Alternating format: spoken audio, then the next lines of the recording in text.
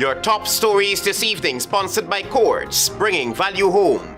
My voice was silenced, says WALTON-DESIR, as she breaks ranks with the PNCR, forms new political movement. AG warns of jail time and fine for voter interference on election day. Guyanese woman found dead in French Guyana. Husband tells bizarre story. And tasers are a last resort. Ranks urge to apply SOP'S. HGP Nightly News begins now.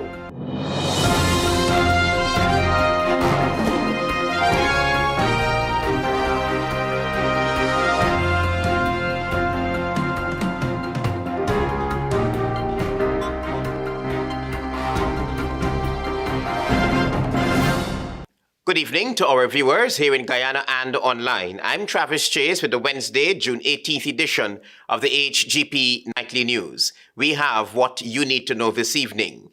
In a stunning political development, Attorney-at-Law Amanza WALTON-DESIR has severed ties with the People's National Congress reform, citing deep-seated internal issues that rendered her voice silent and her role unclear. Just hours after her resignation, WALTON-DESIR launched her own political movement, Forward Guyana. Tiana Cole is on this story. Mere hours after tendering a resignation from the People's National Congress, PNC, Attorney-at-Law Amanza WALTON-DESIR publicly announced that she was parting ways with the PNCR. She revealed that she had been repeatedly omitted from most campaign activities and key meetings related to her assigned portfolio. WALTON-DESIR stated that her contributions were undervalued and her voice silenced. In response to these ongoing issues, she launched her own political party, Forward Guyana. During a press conference on Wednesday, a teary-eyed WALTON-DESIR said she had met with PNCR leader Aubrey Nerton to seek clarity about her role in shaping the future of the party. However, she noted that the meeting failed to provide sufficient direction or assurance about her place in the organization's plan. It became clear to me that in good conscience I could not remain where my contributions are undervalued and my voice silenced. Following the announcement, WALTON-DESIR explained that her decision to move forward was not about political ambition, but rather about a profound sense of duty to the people of Guyana and a belief that transformative leadership is urgently needed. And so I step forward out of a deep responsibility to the people of this country and a conviction that something new is needed, something greater is needed. She added that Guyanese electorate is hungry for meaningful change. According to WALTON-DESIR, it is no longer about parties claiming to have a parliamentary majority, but about leading with integrity, clarity, and bold conviction. It is for people like these that Forward Guyana was born.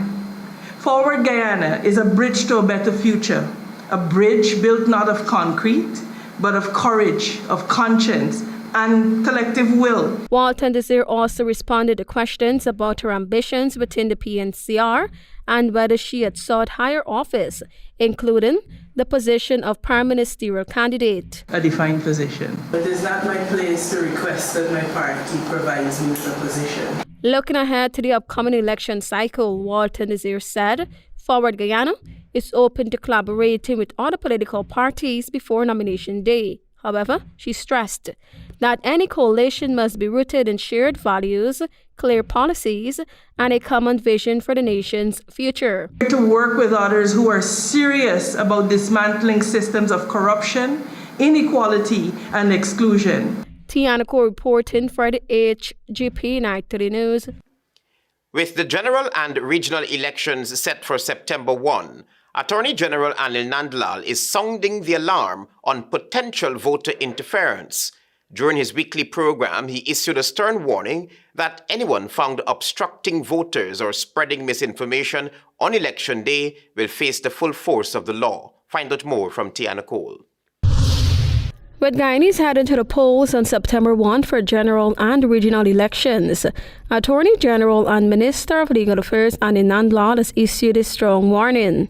Speaking during his weekly program Issues in the News, he stated that Any individual who obstructs a citizen's right to vote or misleads voters on election day will be prosecuted under the Representation of the People's Act, ROPA.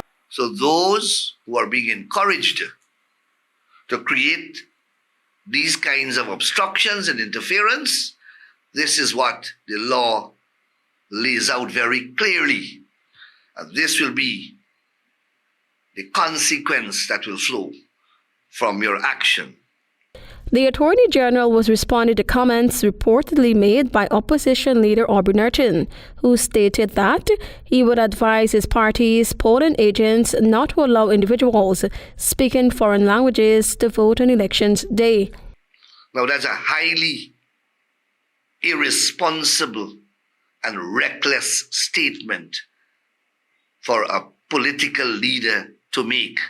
We have a history in Guyana of misbehavior, let me put it that way, at elections time, both by political parties and their supporters, as well as by officials who are manning the electoral machine. Nandlal emphasized that no electoral system in the world disqualifies a voter based on language.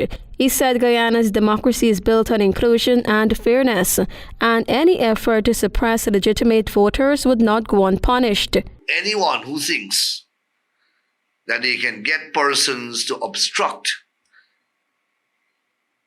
and interfere with electors who are registered and who are qualified to vote from exercising their right to vote, well, they have legal consequences of a highly punitive nature that will come their way.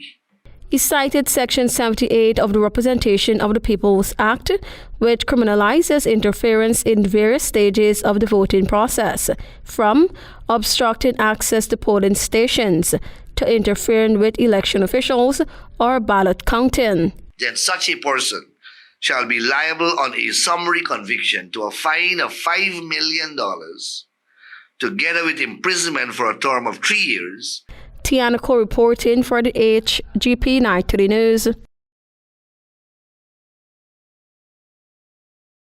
Thank you, Tiana, for your reporting. On the police blotter, a bizarre story is being told about how a Guyanese woman was found dead just behind the home of her spouse in French Guyana. The prime suspect has been released from police custody in Guyana. Here's more. A Guyanese woman, 34-year-old Coretta Blair Sandi, who left with her spouse Terence Glasgow for Cayenne on the 29th of May, was found dead a stone's throw away from her spouse's Cayenne home. Her spouse has since returned to Guyana and told the dead woman's mother, Tricia Blair Sandi, a bizarre story. And he told me, himself and Mindy leave Cayenne, because there's where they're living, they went. And he was heading over to Suriname to go buy ration. He told me as soon as they approached the place, 2 Frenchmen came out and opened fire, hitting my daughter in the head. Blair Sandi said that Glasgow's story from the onset did not sound credible. Police at the Covent John station were alerted and Glasgow was arrested and remained in police custody until Wednesday morning as local police collaborate with French authorities to get to the bottom of what really transpired. He said he had to run away. He said when he meet to the crossing, Guyana and Suriname crossing, he sold the gun to a guy with a car to purchase a pants. So I asked him, "Oh, you came over without a pants?" Well, he didn't respond. Coretta's mother told the Nightly News that information received so far points in the direction of foul play. He is involved because of the wrong thing that he come and tell me. I said, "Sit down and talk to me." He said, Yuta, we were coming over. He tell me one thing. Now I put my attention to Suriname. Why did you do that when you know this thing happening in Cayenne? The woman said it didn't appear that her daughter and her spouse shared a rocky relationship, but the circumstances surrounding her daughter's death must be truly known. Now she's been found right where you're living, at the back in the swamp at the riverside, right approximately to where you live in. You come away. Why you come away? If you know that something happened, inform other people. Commander of the Police C Division Assistant Commissioner of Police Kali Parashram told Nightly News on Wednesday that the suspect, Terence Glasgow, has been released from police custody on bail as a joint investigation has been launched with French police. Travis Chase, HGP Nightly News. Stay with us. You're watching the HGP Nightly News.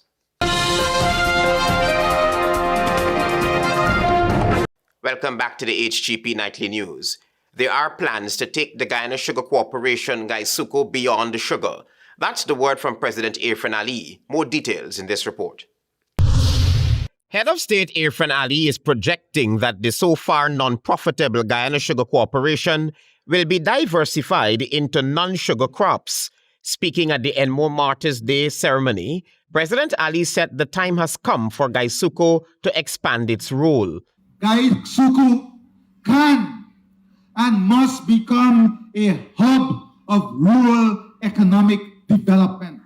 Its lands, infrastructure, and knowledge base can support other crops like rice, corn, cassava, livestock operations, agro-processing hubs, farmer training and extension services, fabrication and engineering services.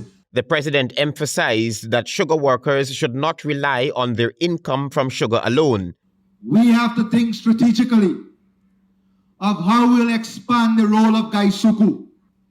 And perhaps it is time for us to reimagine GUYSUCO's role altogether.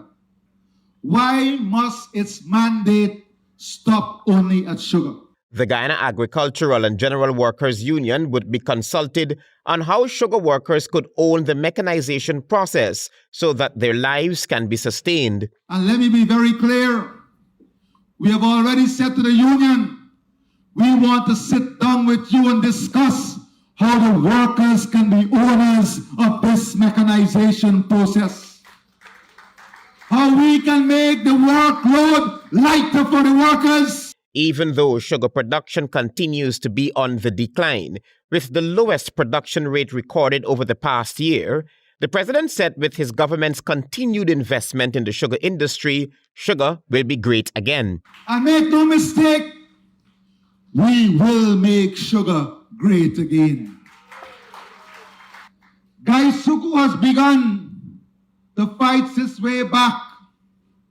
As of recent, factory downtime is down by 22%. Cane yields have risen by 11%. Investments are being made. In 2024, Minister of Finance Dr. Ashni Singh told the National Assembly that the Guyana Sugar Corporation produced a mere 47,130 tons of sugar in 2024, blaming this poor production performance on El Nino, compounded with labor shortages across the industry throughout that year. Travis Chase, HGP Nightly News. The use of tasers by police ranks must be the last resort. That's the urging of the traffic chief as he cautioned ranks to apply what's written in the force's standing operation procedures. Traffic Chief Assistant Commissioner of Police Mahindra Singh is urging motorists to report traffic ranks who become confrontational to the Police Office of Professional Responsibility. Speaking on the sidelines of an event on Tuesday, Singh stressed that it is also the duty of police ranks to at all times conduct themselves in a professional manner. Well, here I'm not making a case that the police are like so white and clean and not tardy in performing their duties, but I'm putting you on notice. Two wrongs don't make a right. And if you see that the police are conforming to unprofessional conduct, report them to the OPR. Report them to the Chief Officer of Police, meaning Clifton Anthony Hicken, the Commissioner, or even me, for us to take the action. The traffic chief warned motorists and pedestrians alike that police ranks will be armed with tasers to respond to violent and physical attacks meted out to them. He emphasized that violence should never be an alternative to dialogue. Don't go the way of attacking, and then when the tasers are applied, for which they're lawfully catered for, then you would complain too. Asked about the force's standing operation procedures regarding the use of tasers by police ranks, the traffic chief responded. We have to be trained. The SOPs are there to cater for the use of it. And it's a last resort. It's not a first resort. So the body pack cameras now, they go in hand now to support the use of the tasers. So the circumstances at the time are near perfect and not on the basis of what the police would like. I would encourage any of the 428 of them in the traffic department to take the action and then think what it meant. Apply what is written in the SOP and the law, and only that. Travis Chase, HGP Nightly News. You're watching the HGP Nightly News. Stay with us. There is more news ahead. Thanks for staying with us here in the HGP Nightly News. We tell you now that several exhibitors demonstrated their creativity and innovation at the Ministry of Education's TVET Fair and Exposition, which wrapped up on Wednesday at the Arthur Chung Conference Center. Antonio Day has more. The Ministry of Education hosted a two-day exhibition which featured over 40 entities from sectors such as energy, agriculture, health and technical and vocational education. A student from the Guyana Industrial Training Center had on display a model depicting office administration. With office stuff like create documents on the computer, filing, this the virtual office area.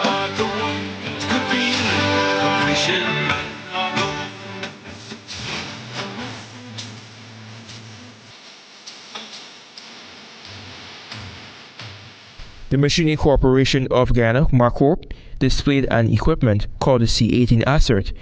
This is according to Hugh Griffith, trainer for electric power generation, heavy equipment at MARCORP. That collectively helps us to use less fuel and reduce our carbon footprint. The National Agricultural Research and Extension Institute, NARI, also had necessary tools to aid farmers in testing soil quality and potential of hydrogen. This is according to Alison James, representative from the Soil Management Department. We also have a water quality tester. This here is to test drainage and irrigation water to tell the farmer about his pH and his electrical conductivity, which is also known as the soil concentration. And we have the different types of soil and a potted mixture. She mentioned that so far the reception from students, particularly those in agriculture, has been positive. The two-day exposition, which was held at the Arthur Chung Conference Center in Liliendal, concluded on Wednesday. It was themed Empowering Youths, Elevating Skills TVET as a Catalyst for Inclusion. Antonio Day reporting for the HGP Nightly News. Despite the Grenada Guyana flight routes launch with Inter-Caribbean Airways, these promotions through the Spice Islands Tourism Authority are anticipated to take effect shortly. Here again is Antonio Day. Inter-Caribbean Airways last year launched direct flights between Guyana and Grenada. However, according to Tonya Charles, director of the Grenada Tourism Authority, this initiative will be more detailed on Thursday at a promotion event scheduled for the Giftland Mall in Turkine. Tomorrow will be at Giftland Mall from 1 p.m. It really is the place to find out all things, Grenada related, what you can do, where you can stay, how to get there. And you also have the opportunity to win a trip. The first flight took to the skies in 2024, connecting Maurice Bishop International Airport in Grenada with the Cheddi Jagan International Airport in Georgetown, Guyana. According to Charles, who's also the Director of Sales and Marketing at Inter-Caribbean Airways, there will be personnel available to respond to questions from anyone interested in taking a Grenada tour. This new route will operate flights twice weekly. The airline's expansion into this market is expected to stimulate tourism, trade and cultural exchange between the two nations. Charles also revealed some unknown facts about the Caribbean territory to enthuse travelers. Grenada is made up of 3 islands, and that's something that a lot of people don't know. So we're a tri-island state, so there's Grenada, Carriacou, and Petite Martinique. So it is one of those places where you pay one airfare, but you get 3 different experiences. It serves as an important link for business travelers, tourists, and those visiting friends and family, promoting the growth and development of both countries. The GTA director also championed the Spice Islands cultural diversity and events with great tourist attractions. Grenada Chocolate Festival. We traveled to Guyana sometime earlier in the year, and the chocolates went like hot bread and butter. So we're known for our chocolates because they're all organic, all dark chocolates. I'm Antonio D reporting for the HGP Nightly News. Your regional news is up next.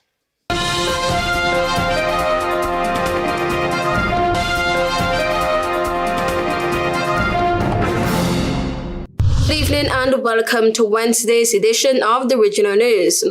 The St. Kitts Nevis government says it has received no official communication from the United States regarding a travel ban on the Twin Island Federation amid international media reports that the Donald Trump administration is reviewing potential visa bans or other restrictions for nationals of 36 countries, including 4 in the Caribbean. In a statement, the government said it is taking note of reports now circulating on various platforms suggesting that Washington, quote-unquote, has imposed or is preparing to impose a travel ban that includes the Twin Island Federation and which may affect the ability of our citizens to enter the United States. Quote-unquote, while we understand the concern that such reports may naturally generate, the government of St. Kitts and Nevis wishes to make it absolutely clear that no official correspondence or communication has been received from the United States government, whether through our embassy, consular representatives, or any other channel, indicating the existence or impending issuance of any such travel ban or restriction that targets St. Kitts and Nevis or the citizens of St. Kitts and Nevis, the statement added. The government said it takes, quote-unquote, any and all indications of potential threats to the rights and mobility of our citizens seriously, and that although no formal notice has been issued or received, the mere circulation of such a report is concerning enough. Over the last weekend, the Washington Post newspaper reported that Antigua and Barbuda, Dominica, St. Kitts and Nevis, and St. Lucia were listed in a leaked State Department memo signed by Secretary of State Marco Rubio and circulated to U.S. diplomatic missions.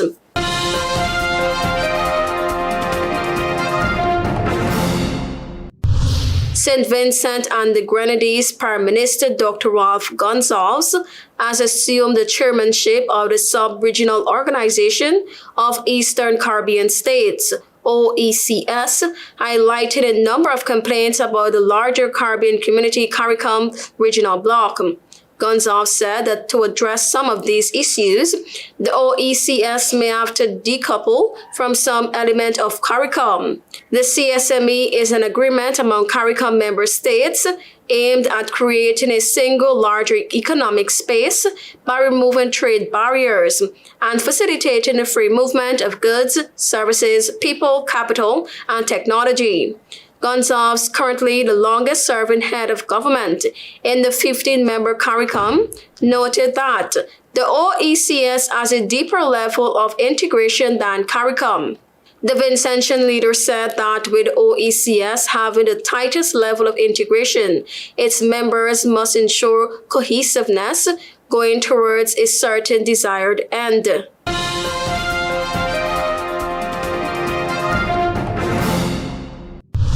Brazil's federal police have formally accused former President Jair Bolsonaro, his son Carlos Bolsonaro, and others in a probe into the alleged illegal surveillance by spy agency ABIN on authorities during Bolsonaro's presidential term. In a statement without citing names, the federal police confirmed the conclusion of the investigation, detailing the existence of a criminal organization focused on the illegal monitoring of public authorities and the production of fake news using ABIN's systems. The final report reached the Supreme Court, but it is under seal, according to a federal police statement. Bolsonaro, who is already a defendant in a coup attempt case, was allegedly aware of ABIN's illegal surveillance scheme and benefited from it, according to a federal police source. Carlos Bolsonaro, a Rio de Janeiro city councilor, was indicted on suspicion of using information obtained illegally through the scheme to attack targets via social media. Thank you for watching. I am Tiana Cole.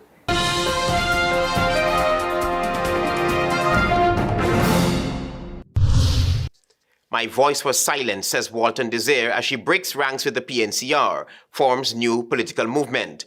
AG warns of jail time and fine for voter interference on election day. Guyanese woman found dead in French Guyana. Husband tells bizarre story. And tasers are a last resort. Ranks urge to apply SOP'S, says the traffic chief. Those are our major headlines. For these stories and more, please go to our website. It's www.hgptv.com. I'm Travis Chase. Thanks for watching. Goodbye.